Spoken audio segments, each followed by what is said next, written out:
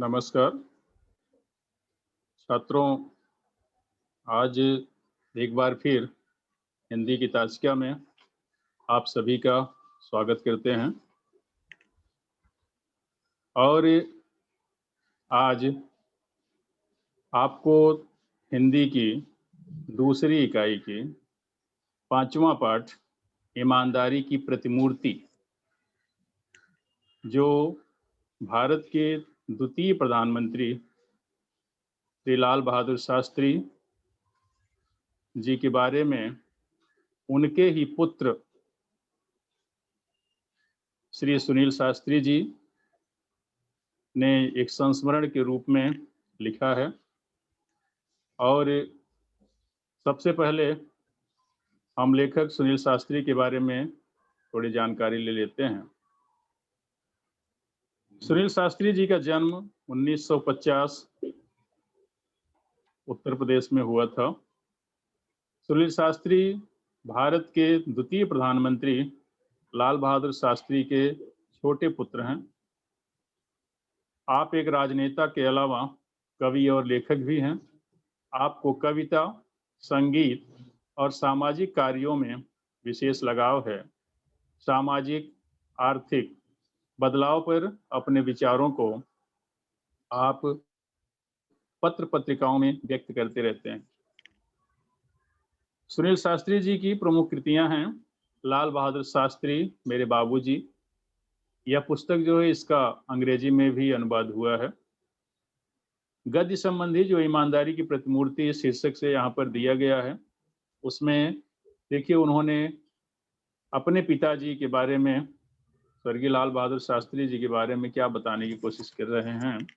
प्रस्तुत संस्मरण में लेखक ने स्वर्गीय लाल बहादुर शास्त्री जी की ईमानदारी, सादगी, सरलता, सच्चाई, पर दुख कातरता दूसरों के दुख से दुखी होने वाले, इन सब गुणों को बड़े अच्छे ढंग से उजागर किया है, अर्थात प्रस्तुत किया है। देखिए इसको, इसमें बहुत जगहों पर सुनील शास्त्री जी ने अपने और अपने पिताजी स्वर्गीय लाल बहादुर शास्त्री जी के बारे में और उनके बीच में जो बातें हुई हैं, जो काम हुए हैं, उन सब का भी बड़े बेबाकी से वह उत्तर देते हैं, अर्थात उस घटना का वर्णन करते हैं। देखिए, हमने अपने जीवन में बाबूजी के रहते अभाव नहीं देखा। उनके न रहने के बाद जो कुछ मुझ पर बीता वह एक दूसरी तरह का अभाव था कि मुझे बैंक की नौकरी करनी पड़ी। लेखक सुनील शास्त्री जी कहते हैं कि हमारे पिताजी जिंदा थे तो मुझे कभी भी किसी बात की कमी नहीं पड़ी। हमने कुछ भी कमी अपने जीवन में नहीं देखा, लेकिन उनके न रहने के बाद हमारी जो परिस्थिति हुई कि वह बयां करने लायक नहीं है कि मुझे बैंक में नौकरी करनी पड़ी। एक प्रधानमंत्री का बेटा होने के बावजूद, पूर्व प्रधानमंत्री का बेटा होने के बावजूद भी मुझे बैंक में नौकरी करनी पड़ी। लेकिन उससे पूर्व बाबूजी के रहते मैं जब जन्मा था तब वे उत्तर प्रदेश में पुलिस मंत्री थे। वह कहते हैं कि हमारा जन्म हुआ था तो हमारे पिताजी उत्तर प्रदेश सरकार में पुलिस मंत्री, आज जिसको गृह मंत्री कहते हैं, होम मिनिस्टर कहते हैं, उन्हें पहले पुलिस मंत्री कहते थे। उस समय गृह मंत्री को पुलिस मंत्री कहा जाता था। इसलिए मैं हमेशा कल्पना किया करता था कि हमारे पास छोटी गाड़ी नहीं, बड़ी आलीशान गाड़ी होनी चाहिए। ये सबकी इच्छा होती है कि हमारे पिताजी इतने बड़े पोस्ट पर हैं तो हमारे पास छोटी गाड़ी है, मैं गृह मंत्री का बेटा हूं, तो हमारे पास एक बड़ी गाड़ी होनी चाहिए, आलीशान शानदार गाड़ी होनी चाहिए। तो ये आजकल तो छोटे छोटे नेताओं के बच्चे हैं, उनकी बड़ी बड़ी ख्वाहिशें होती हैं और उनकी ख्वाहिशें पूरी भी की जा रही हैं किसी भी तरह से। तो ये तो समझते हैं कि हमारे पिताजी तो होम मिनिस्टर हैं तो हमारी भी जो ख्वाहिशें वो पूरी हों। बाबूजी प्रधानमंत्री हुए तो वहाँ जो गाड़ी थी वह थी इम्पाला शेवरलेट। जब हमारे पिताजी प्रधानमंत्री बन गए तो प्रधानमंत्री को चलने के लिए इम्पाला शेवरलेट गाड़ी उस समय मिलती थी, जो एक बड़ी गाड़ी होती थी। तो कह रहे हैं उनको वह गाड़ी मिली। उसे देख देख बड़ा जी करता कि मौका मिले और उसे चलाऊं। प्रधानमंत्री का लड़का था, कोई मामूली बात नहीं थी। सोचते विचारते, कल्पना की उड़ान भरते, एक दिन मौका मिल गया। अरे मेरी भी ये इच्छा होती थी कि मैं भी ये बड़ी गाड़ी चलाऊं। और वैसे भी प्रधानमंत्री का लड़का तो कोई छोटी मोटी बात तो थी नहीं।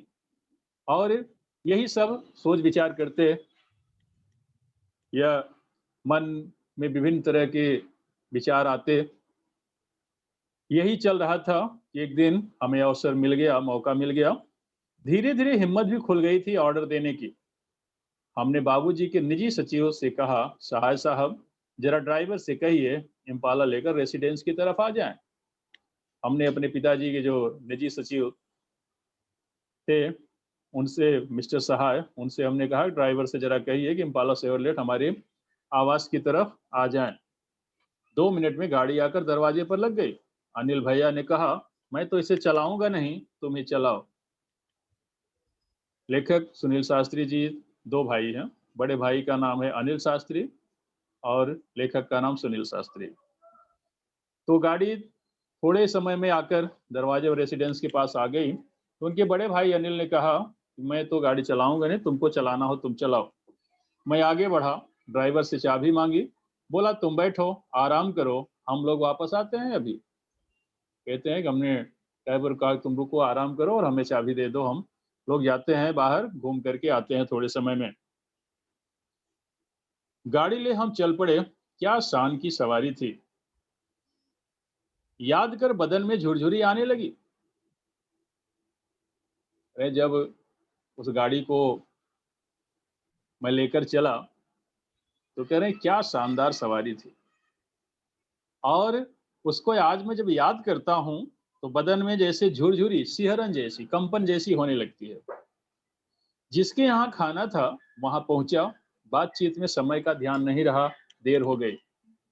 वैसे भी एक तो प्रधानमंत्री के बेटे हैं, दूसरे इतनी अच्छी गाड़ी से, प्रधानमंत्री की गाड़ी से गए हुए हैं। तो जहां पर गए हुए थे वहां के लोग भी देख करके आश्चर्यचकित रह गए होंगे। तो सब लोग घेर लिए, बात कर रहे थे। तो कह रहे हैं बात करने में समय का ध्यान नहीं रहा, काफी देर हो गई हमको वहां से आने में। याद आया बाबूजी आ गए होंगे। वापस घर आ फाटक से पहले ही गाड़ी रोक दी, उतर कर गेट तक आया, संतरी को हिदायत दी, ये सलूट उलूट नहीं, बस धीरे से गेट खोल दो, वह आवाज करे तो उसे बंद मत करो, खुला छोड़ दो। ये प्रधानमंत्री के बेटे भले हैं लेकिन पिता तो हमेशा पिता ही होता है। तो पिता से उन्हें डर है। इसलिए वो लोग जब घर पर आए तो घर के पहले, गेट के पहले ही वो लोगों ने गाड़ी रोक दिया और उतर कर वहां से आए और संतरी, द्वारपाल अर्थात वॉचमैन, उसको हिदायत दी। हिदायत देना मतलब आदेश दिया या सूचना दी कि तुम सलूट उलूट मत मारो, हमें नमस्ते मत करो, क्योंकि वो सलूट मारेगा तो पैर पटकेगा, उसकी आवाज सुनाई पड़ सकती है, घर के अंदर पिताजी को पता चल सकता है। इसलिए मना किया कि हमें नमस्ते वमस्ते मत करो, धीरे से गेट खोलो, हम लोग अंदर चले जाएं। और अगर गेट बंद करते समय आवाज करे, अभी लोहे का गेट क्या होता है, खोलते समय तो आराम से खुल जाता है, लेकिन जब उसको बंद करने लगे तो अगर उसमें या तेल या ग्रीस उसमें नहीं डाला गया रहता तो वह आवाज करता है, स्मूथली बंद नहीं होता। तो कहते हैं अगर वह आवाज करे तो उसे वैसे खुला छोड़ दो, सुबह बंद करना। बाबूजी का डर, अरे ये सब इसलिए हो रहा है, बाबूजी का डर है। वो खटपट सलूट मारेगा तो आवाज होगी और फिर गेट की आवाज से बाबूजी को हम लोगों के लौटने का अंदाजा हो जाएगा। अरे अगर वह हमको सलूट मारेगा, नमस्ते करेगा, खटपट करेगा, पैर पटकेगा, तो इस तरह से आवाज होगी तो बाबूजी तक पहुंच जाएगी आवाज और उन्हें यह अंदाजा लग जाएगा कि हम लोग कब आए। वे बेकार में पूछताछ करेंगे, अभी बात ताजा है, सुबह तक बात में पानी पड़ चुका होगा। कह रहे अभी ताजी बात है, अभी तुरंत हम लोग पकड़े जाएंगे तो बहुत कुछ पूछेंगे, इधर उधर की बातें, डांट फटकार मिलेगी। और अगर सुबह हो जाएगी तब तक बात पुरानी हो चुकी होगी, उतनी डांट फटकार नहीं पड़ेगी। बात में पानी पड़ चुका होना मतलब ठंडा हो जाना, अर्थात बात पुरानी हो जाना। संतरी से जैसा कहा गया उसने किया। दबे पैर पीछे किचन के दरवाजे से अंदर घुसा। जाते ही अम्मा मिले। अरे हम लोगों ने जिस तरह से संतरी को कहा, वॉचमैन को कहा, उसने वैसा ही किया और हम लोग गेट के अंदर चले गए और मेन गेट से अंदर जाने की हिम्मत नहीं पड़ी। पीछे साइड से किचन के दरवाजे से कह रहे हैं कि हम दोनों भाई जब अंदर घुसे तो वहां अम्मा मिल गई, अर्थात हमारी माँ वहां पर मिली। ऐसा होता है कि माँ भले डांट दिखाए और वह कहे कि सारी बातें हम तुम्हारे बाबूजी को बता देंगे, पिताजी को बता देंगे, लेकिन फिर भी वह तरफदारी बच्चों की ही करती है। इसलिए उनको पता था कि लेट हो रहे हैं तो कुछ न कुछ ये चुपके से करेंगे, छुपने की कोशिश। इसलिए वो उधर ही किचन की तरफ ही और बैठी हैं और जब तक बच्चे खा नहीं लेते या घर में आ नहीं जाते तब तक माँ को संतुष्टि नहीं मिलती। इसलिए वो वहां पर ऊँघ रही हैं, कुछ सो रही हैं, कुछ जाग रही हैं और बच्चों का इंतजार कर रही हैं। तो जब कह रहे हैं किचन के अंदर हम लोग प्रवेश किए तो वहां पर अम्मा मिल गई। पूछा, बाबूजी आ गए? कुछ पूछा तो नहीं।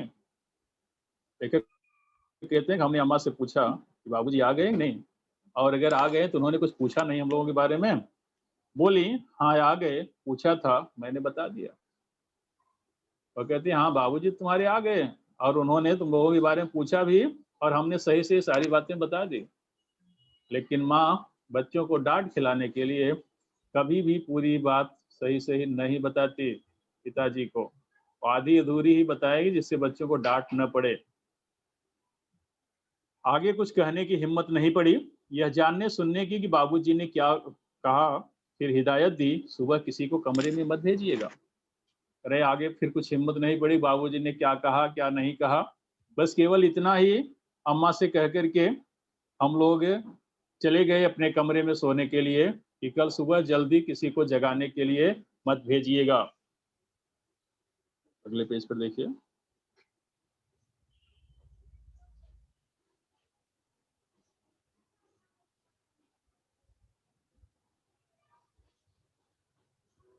रात देर हो गई, सुबह देर तक सोना होगा। अरे हम लोग रात देर हो गई है अभी जब आए हैं, अभी सोएंगे तो थोड़ा देर तक सोएंगे। सुबह सुबह 5:30 पौने 6 बजे किसी ने दरवाजा खटखटाया। नींद टूटी। मैंने बड़ी तेज आवाज में कहा, देर रात को आया हूँ, सोना चाहता हूँ, सोने दो।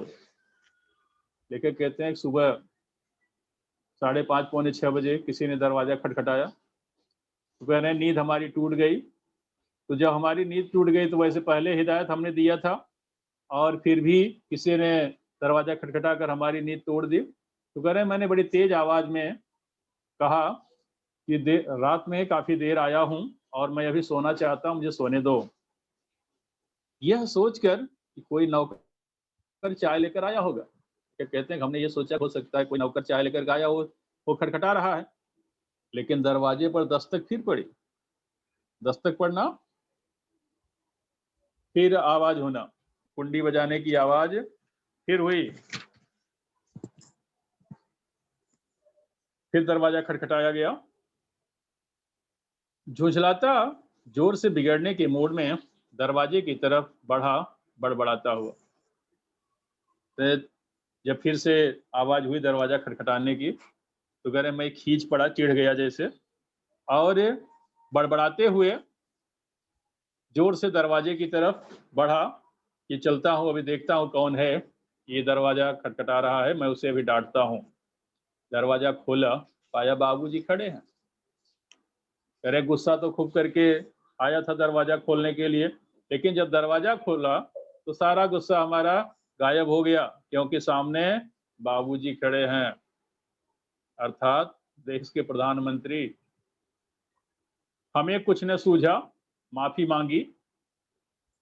बेध्यानी में बात कह गया हूँ। कह रहे हमें उस समय कुछ समझ में नहीं आया, हमने तुरंत उनसे माफी मांग लिया और कहा कि बेध्यानी में, बिना सोचे समझे, ध्यान में नहीं था इसलिए मैंने ऐसा कह गया। वे बोले कोई बात नहीं, आओ आओ, हम लोग साथ साथ चाय पीते हैं। लेखक कहते हैं बाबूजी ने कहा कोई बात नहीं है, चलो आओ हम लोग बैठ करके एक साथ चाय पीते हैं। हमने कहा ठीक है। बस जल्दी जल्दी हाथ मुंह धो चाय के लिए टेबल पर जा पहुंचा। लगा उन्हें सारी राम कहानी मालूम है, पर उन्होंने कोई तर्क नहीं किया, न कुछ जाहिर होने दिया। कह रहे हमने जल्दी जल्दी हाथ मुंह धो करके चाय पीने के लिए टेबल के पास जाकर पहुंचा।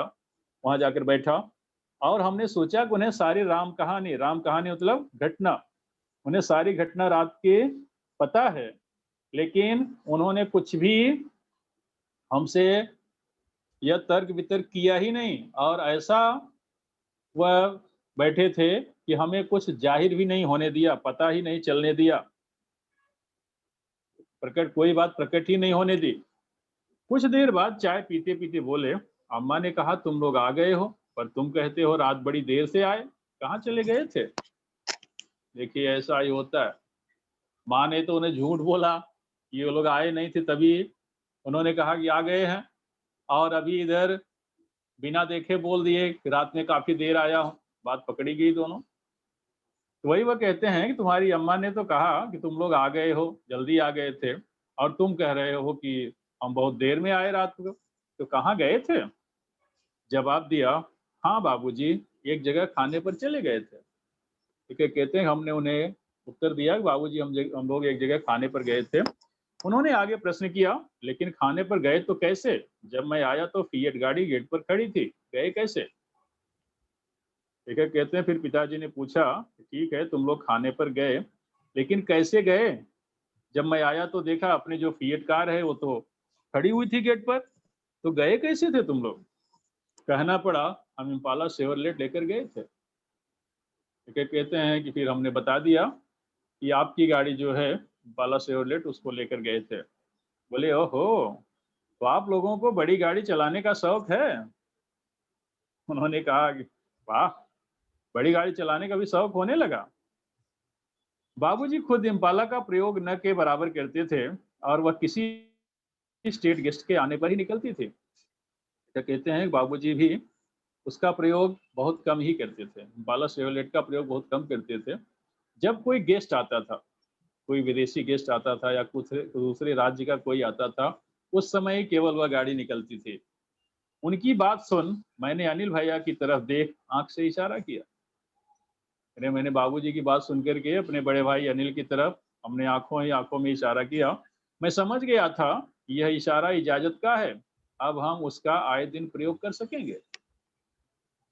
कहते हैं हम तो ये समझ रहे थे कि पिताजी जिस तरह से बात कर रहे हैं उस तरह से हमें यह इजाजत दे रहे हैं, हमें परमिशन दे रहे हैं कि ठीक है आगे भी तुम लोग लेकर के जा सकते हो, इस गाड़ी को इसका प्रयोग कर सकते हो। चाय खत्म कर उन्होंने कहा, सुनील जरा ड्राइवर को बुला दीजिए। चाय जब पीकर खत्म हो गई, लेकर कहते हैं कि हमारे पिताजी ने कहा मुझसे, सुनील जरा जाकर के इम्पाला शेवरलेट गाड़ी के ड्राइवर को बुला के लाओ। मैं ड्राइवर को बुला लाया। उससे उन्होंने पूछा, लॉग बुक रखते हो ना? अरे जब मैं ड्राइवर को बुला करके लाया तो उससे उन्होंने पूछा लॉग बुक में एंट्री किया जाता है कि ये ड्राइवर लोग जो रखते हैं उसमें वो लिखते हैं कहाँ से कहाँ गए, कितने किलोमीटर तक गए, कब वापस आए, कितने बजे उन्हें जाना था, वो सब उसमें नोट करके रखते हैं। तो वही उन्होंने कहा लॉग बुक रखते हो? उसने हाँ में उत्तर दिया। उन्होंने आगे कहा एंट्री करते हो? लाल बहादुर शास्त्री जी ने उससे पूछा कि भाई तुम्हारे पास लॉग बुक है क्या, और अगर है तो उसमें तुम एंट्री करते हो क्या? कल कितनी गाड़ी इन लोगों ने चलाई? उन्होंने पूछा हमारे बच्चों ने कल कितने किलोमीटर तक गाड़ी चलाई थी? वह बोला 14 किलोमीटर। ड्राइवर ने कहा 14 किलोमीटर, 14 किलोमीटर इन लोगों ने गाड़ी चलाई थी। उन्होंने हिदायत दी उसमें लिख दो 14 किलोमीटर निजी उपयोग। उन्होंने कहा कि आप लॉग बुक में लिखो ये 14 किलोमीटर निजी उपयोग, पर्सनल काम के लिए यूज किया, भारत के लिए सरकार के लिए नहीं। तब भी उनकी बात हमारी समझ में नहीं आई। फिर उन्होंने देखो अम्मा को बुलाने के लिए कहा। अम्मा जी के आने पर बोले, सहाय साहब से कहना कि 60 पैसे प्रति किलोमीटर के हिसाब से पैसे जमा करवा दें। कह रहे हैं कितना कहने के बाद भी कि ये लॉगबुक में लिख लो 14 किलोमीटर निजी उपयोग किया है, तो फिर भी हम लोगों की समझ में नहीं आया कि पिताजी क्या कहना चाहते हैं। उन्होंने फिर कहा कि जरा तुम अपनी अम्मा को बुला के लाओ, और जब अम्मा आ गई तो उनसे उन्होंने कहा, पिताजी ने, कि सहाय साहब से, अर्थात हमारे निजी सचिव मिस्टर सहाय से कहना कि 60 पैसे 60 पैसे पर किलोमीटर के हिसाब से पैसे जमा करवा दें 14 किलोमीटर का। उस समय ये 60 पैसे पर किलोमीटर ही बहुत होता था। यह कुछ 64 की बात, 64-65 की ये बात है। इतना जो उनका कहना था कि हम और अनिल भैया वहां रुक नहीं सके। जो रुलाई छूटी वह हम कमरे में भागकर पहुंचने के बाद भी काफी देर तक बंद नहीं हुई। दोनों ही जन देर तक फूट फूट कर रोते रहे।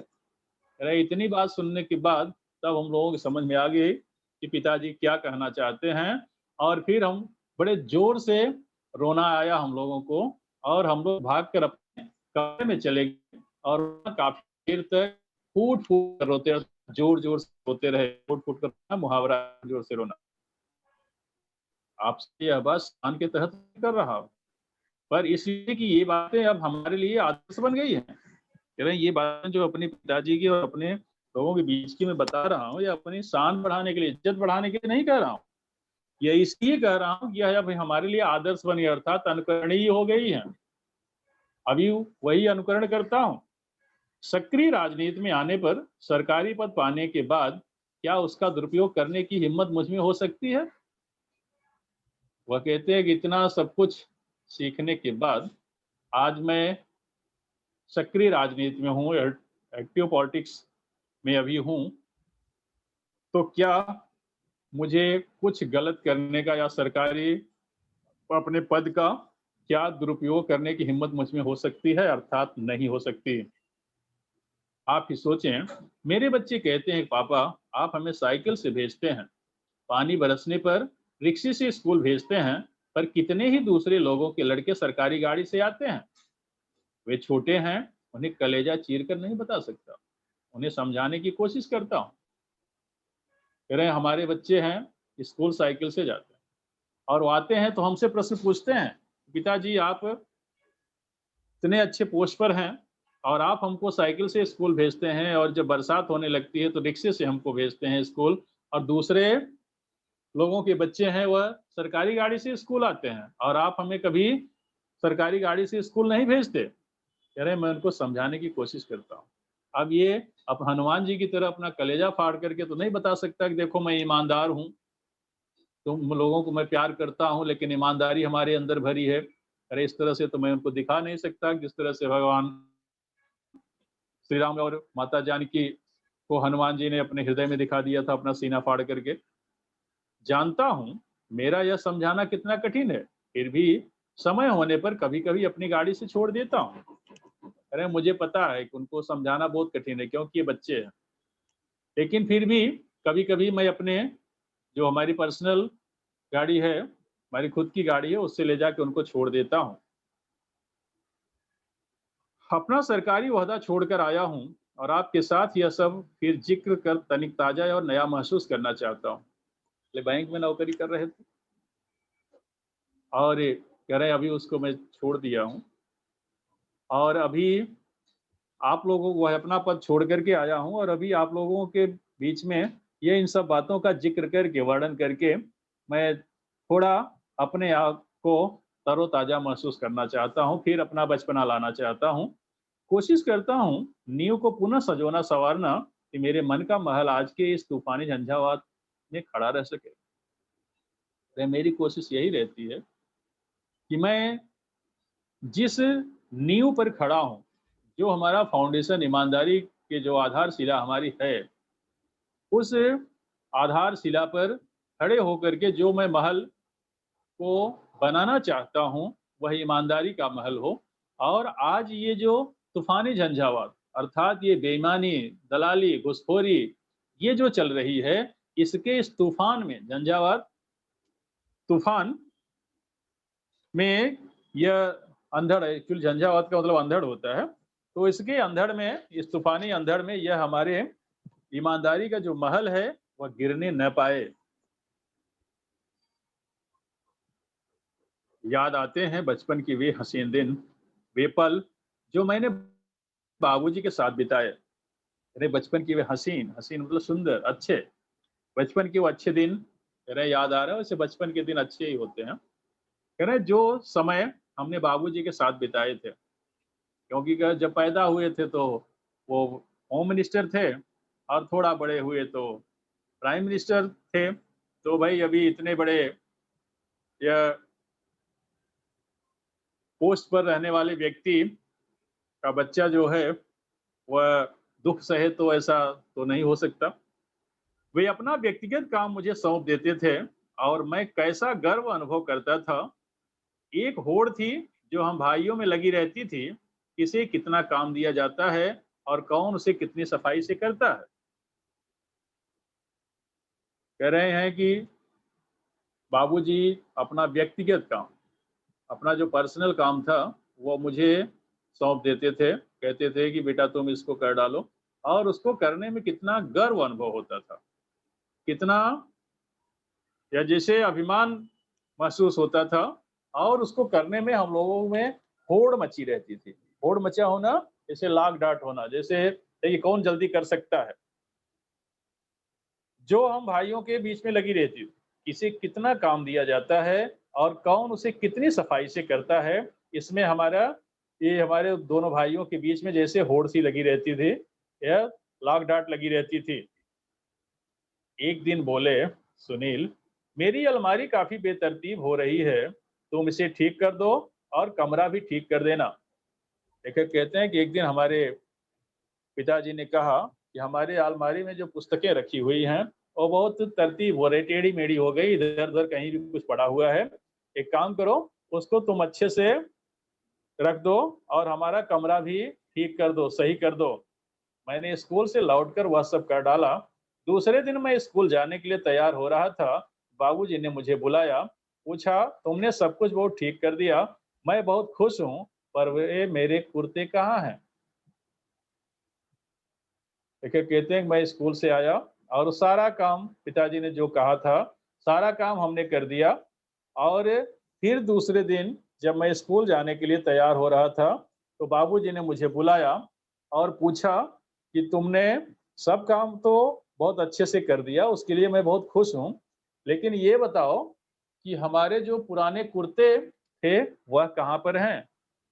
मैं बोला, वे कुर्ते भला कोई यहाँ से फट रहा था, कोई वहां से, वे सब मैंने अम्मा को दे दिए हैं।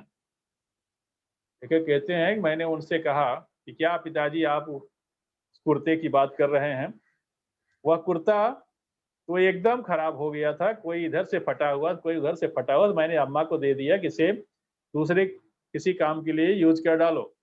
उन्होंने पूछा, यह कौन सा महीना चल रहा है। अरे तुरंत हमारे बाबूजी ने हमसे कहा कि महीना कौन सा चल रहा है। मैंने जवाब दिया, अक्टूबर का अंतिम सप्ताह। कहते हैं मैंने उनको कहा कि ये अक्टूबर का लास्ट वीक है। उन्होंने आगे जोड़ा, अब नवंबर आएगा, जाड़े के दिन होंगे, तब ये सब काम आएंगे, ऊपर से कोट पहन लूंगा ना। अरे उन्होंने कहा कि आगे अभी नवंबर का महीना आएगा और ठंडी का महीना होगा, और उस समय इसको, ये जो फटे कपड़े हैं इसको अंदर पहन लूंगा, ऊपर से फुल साइज बड़ी वाली कोट पहन लूंगा, ये अंदर से दिखेगा नहीं और काम अपना चल जाएगा। देखिए ये भारत सरकार के प्रधानमंत्री थे, इस तरह की उनकी सोच थी। और आजकल तो छोटे मोटे जो नेता हो जाते हैं वह भी और उनके बच्चे भी किस शान से रहते हैं, किस शौक से और किस अभिमान के साथ रहते हैं कि यह होता है कि शायद पूरा देश इन्हीं की बदौलत चल रहा है। लेकिन देखिए इतने बड़े पोस्ट पर होने के बाद ये उनकी सोच थी। यही नहीं, मुझे याद है मैंने बाबूजी के कपड़ों की तरफ ध्यान देना शुरू किया था, क्या पहनते हैं, किस किफायत से रहते हैं। एक कहते हैं केवल इतनी ही बात नहीं, मैंने बाबूजी के कपड़ों की तरफ ध्यान देना शुरू किया कि वे किस तरह से कपड़े पहनते हैं और कितने किफायत से, किफायत मतलब कितने बचाव से उसको वह रखते हैं। मैंने देखा था, अगले पेज पर देखो, एक बार उन्होंने अम्मा को फटा हुआ कुर्ता देते हुए कहा था, इनके रुमाल बना दो। ये कहते हैं मैंने एक बार देखा था कि उन्होंने हमारी अम्मा को एक फटा हुआ कुर्ता देते हुए कहा कि इसमें देखो जो बचा हुआ कपड़ा थोड़ा ठीक है, इसका रुमाल बना दो, उसका हाथ मुंह पोंछने के काम आएगा। बाबूजी का एक तरीका था जो अपने आप आकर्षित करता था। देखिए, कहते हैं बाबूजी की बात करने का उनका एक अलग तरीका था जो सामने वाले को आकर्षित कर लेता था, अट्रैक्ट कर लेता था। वे अगर सीधे से कहते, सुनील तुम्हें खादी से प्यार करना चाहिए, अगर वो देखिए कहते हैं कि अगर वो हमसे कहते कि सुनील तुम्हें खादी से प्यार करना चाहिए, तो शायद वह बात कभी भी मेरे मन में घर नहीं करती। पर बात कहने के साथ साथ उनके अपने व्यक्तित्व का आकर्षण था जो अपने में सामने वाले को बांध लेता था। अरे अगर हमसे कहते तुम्हें खादी से प्यार करना चाहिए, खादी के कपड़े से प्यार करना चाहिए, तो शायद है वह बात हमारे मन में घर न करती, अर्थात हमें वह समझ में नहीं आती। लेकिन उन्होंने इस तरह से बात किया, और उनका बात करने का जो तरीका था कि वह सामने वाले को, उनका जो व्यक्तित्व था इतना आकर्षित था कि सामने वाले को वह जैसे बांध लेता था। वह स्वतः उन पर अपना सब कुछ निछावर करने पर उतारू हो जाता, और इस तरह जो बात करते थे, सामने वाला तरह से उन पर वह आकर्षित हो जाता था, जैसे वह अपना सब कुछ न्यौछावर करने के लिए, कुर्बान करने के लिए तैयार हो जाता था। अम्मा बताती हैं, हमारी शादी में चढ़ावे के नाम पर सिर्फ 5 ग्राम सोने के गहने आए थे, लेकिन जब हम विदा होकर रामनगर आए तो वहां उन्हें मुंह दिखाई में गहने मिले। देखिए, कहते हैं हमारी अम्मा कहती हैं कि जब उनकी शादी हुई थी, तो जो उन्हें चढ़ावा चढ़ा था, चढ़ावा जब शादी होती है तो उस समय या लड़के वाले की तरफ से कुछ ज्वेलरी आती है, तो उसमें केवल उनको 5 ग्राम की ज्वेलरी आई थी। वह शायद वो जो सिर में पहनती हैं लेडीज़ें, जिन्हें मांग टीका कहते हैं, वही शायद रहा होगा, क्योंकि उसके बिना शादी नहीं होती। तो ऐसा, यह उत्तर भारत के थे, तो वहाँ पर ऐसा ही होता है। तो वो कहते हैं कि उन्होंने बताया था 5 ग्राम गहने आए थे, लेकिन जब हम विदा होकर रामनगर आए तो वहाँ उन्हें मुँह दिखाई में गहने मिले। लेकिन हमारी माताजी कहते हैं कि जब हम अपने घर से विदा होकर रामनगर, रामनगर ये जगह का नाम है, वहाँ पर उनका घर था, ससुराल था। तो कह रहे वहाँ पर जब हम आए तो मुँह दिखाई की जो रस्म थी, उसमें हमें कुछ और गहने मिले, ज्वेलरी मिली।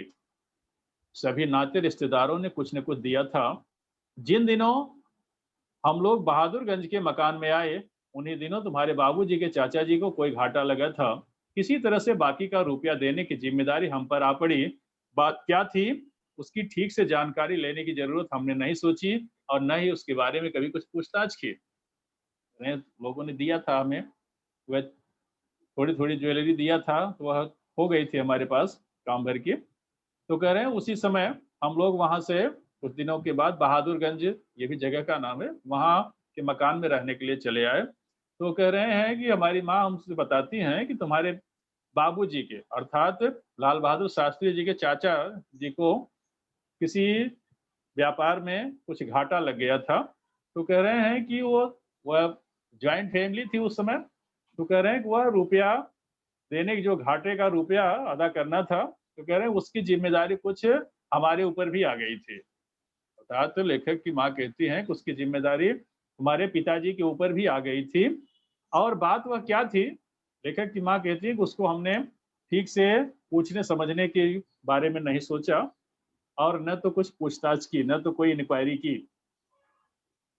एक दिन तुम्हारे बाबूजी ने दुनिया की मुसीबतों और मनुष्य की मजबूरियों को समझाते हुए जब हमसे गहनों की मांग की, तो क्षण भर के लिए हमें कुछ वैसा लगा और गहना देने में तनी हिचकिचाहट महसूस हुई, पर यह सोचा कि उनकी प्रसन्नता में हमारी खुशी है, हमने गहने दे दिए।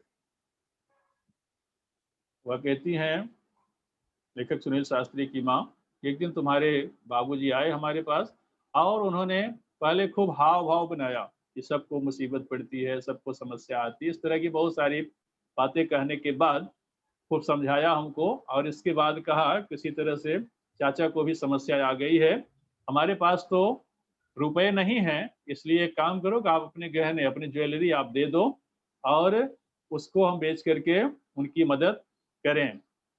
तो कह रहे हैं कि पहले हमें तो ये बात अच्छी नहीं लगी, क्योंकि आज भी वैसे है, लेडीज़ों से अगर ज्वेलरी माँगोगे, भले तुम ही बनाकर उनको दिए हो, कोई बात नहीं, लेकिन अगर उनसे ज्वेलरी माँगोगे कि लाओ इसको हम बेच देते हैं या गिरवी रख देते हैं, तो निश्चित रूप से इसका वो विरोध करेंगी, उन्हें अच्छा नहीं लगेगा।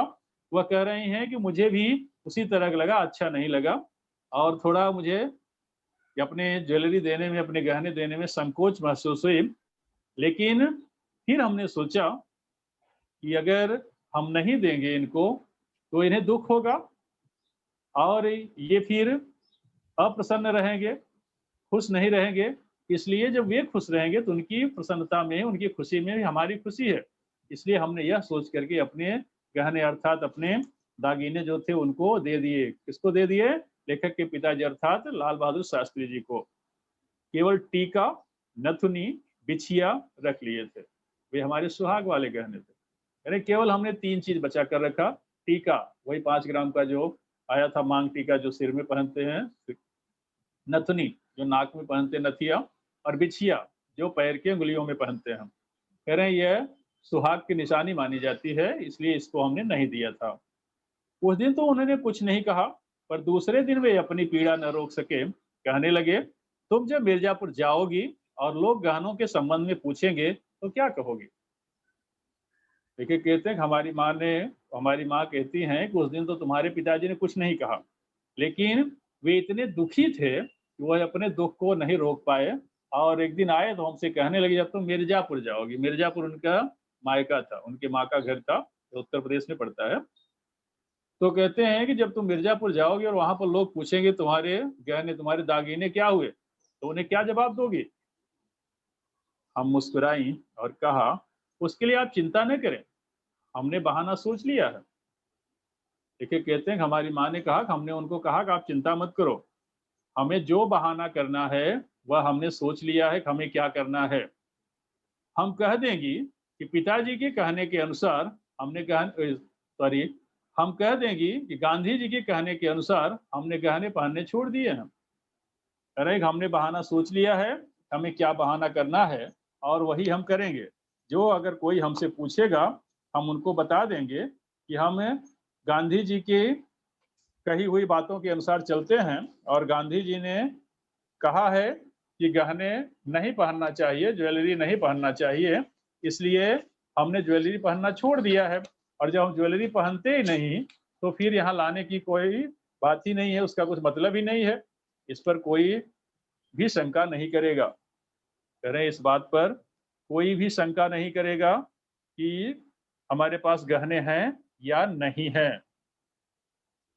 तुम्हारे बाबूजी तनिक देर चुप रहे, फिर बोले, तुम्हें यहाँ बहुत तकलीफ है, इसे मैं अच्छी तरह समझता हूँ। देखिए, कहते हैं कि माँ ने कहा कि तुम्हारे बाबूजी थोड़े समय तक तो चुप रहे, इसके बाद उन्होंने कहा कि तुम्हें यहाँ पर बहुत तकलीफ है, यह बात मैं समझता हूँ, और तुम्हारा विवाह बहुत अच्छे सुखी परिवार में हो सकता था, लेकिन जैसा है वैसा ही है। कह रहे हैं कि बाबूजी ने कहा उनसे कि तुम्हारी शादी जो है वह अच्छे परिवार में हो सकती थी, लेकिन अभी क्या कर सकते हैं, अभी हमारे परिवार में हमसे हो गई, तो अभी जिस तरह से है, अभी वैसा जैसा है वैसा ही है। अभी तो इसे तुम्हें भी निभाना पड़ेगा, हमें भी निभाना पड़ेगा। तुम्हें आराम देना तो दूर रहा, तुम्हारे बदन के भी सारे गहने उतरवा लिए। अरे भाई, एक पति का धर्म होता है, पत्नी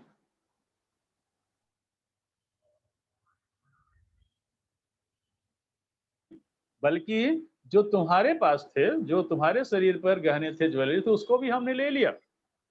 हम बोली, पर जो असल गहना है वह तो है, हमें बस वही चाहिए। कहते हैं कि हमारी माँ ने उनसे कहा कि जो असली गहना है, जो असली ज्वेलरी है, वह तो आप ही हैं, और आप हैं और आप खुश हैं, बस हमें उतना ही चाहिए, हमें दूसरी ज्वेलरी नहीं चाहिए। आप उन गहनों की चिंता न करें, समय आ जाने पर फिर बन जाएंगे। सदा ऐसे ही दिन थोड़े रहेंगे, दुख सुख तो सदा ही लगा रहता है। कहते हैं कि हमारी माँ ने पिताजी से कहा कि आप उस उन गहनों की चिंता मत कीजिए, अरे समय अच्छा आएगा, फिर बन जाएगा। और हमेशा इसी तरह की समस्या नहीं रहेगी। अरे ये तो सुख दुख है, ये तो आते जाते रहते हैं। आज दुख है, कल सुख आएगा। तो ये तो चलता रहता है, तो समय का चक्र है। इसमें आप किसी बात की चिंता मत करिए। ये लाल बहादुर शास्त्री मेरे बाबूजी से लिया गया है। तो इसमें ये सब बताने की कोशिश लेखक ने की है। आगे देखो, इसमें आपको स्वाध्याय दिया गया है। सूचना के अनुसार कृतियां कीजिए, संजाल पूर्ण कीजिए। शास्त्री जी की स्वभावगत विशेषताएं, क्या विशेषताएं शास्त्री जी की? ये 4 बॉक्स दिए गए हैं। यह पहले बॉक्स में रहेगा ईमानदारी, दूसरे में सादगी, तीसरे में सरलता और चौथे में दूसरों की सहायता करना। इसके बाद फिर आपको आगे परिणाम लिखिए। सुबह 5:30 पौने 6 बजे दरवाजा खटखटाने का क्या परिणाम हुआ? सुबह 5:30 पौने 6 बजे दरवाजा जब खटखटाया गया, इसका परिणाम क्या हुआ? लेखक की नींद टूट गई, है ना? और उन्होंने कहा कि हम देर रात आए हैं, अभी हमें सोने दीजिए। नेक्स्ट नंबर 2, 60 पैसे प्रति किलोमीटर के हिसाब से पैसा जमा करवाने का। जब इस तरह से बात किया लाल बहादुर शास्त्री जी ने, तो फिर लेखक और उनके बड़े भाई को ऐसी रुलाई छूटी, वे अपने आप को वहां रोक नहीं सके और भाग करके अपने कमरे में गए और वहां जोर जोर से काफी समय तक रोते रहे। नेक्स्ट नंबर 3, पाठ में प्रयुक्त गहनों के नाम। कौन कौन से गहने का नाम आया है? पाठ में कौन कौन से गहनों का नाम दिया गया है? टीका, नथुनी, बिछिया और 5 ग्राम सोना, जो पहले बात की गई है। अब 5 ग्राम क्या था पता नहीं, तो इसलिए होगा एक बॉक्स में ऊपर टीका, नथुनी, बिछिया और 5 ग्राम सोना। यह आपका जो है ये स्वाध्याय है। और इसके बाद फिर आपको यह वर्ण पहेली दी गई है। ये वर्ण पहेली आपको खुद से ढूंढना है। और इसके बाद आपको नीचे दिया गया अभिव्यक्ति सादा जीवन उच्च विचार विषय पर अपने विचार लिखिए। इस पर आपको 100 मत लिखना है, सादा जीवन उच्च विचार पर। एक्चुअली हमें सादा जीवन ही जीना चाहिए।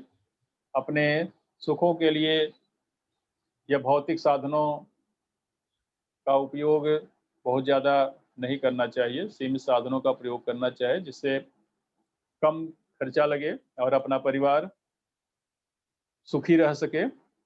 और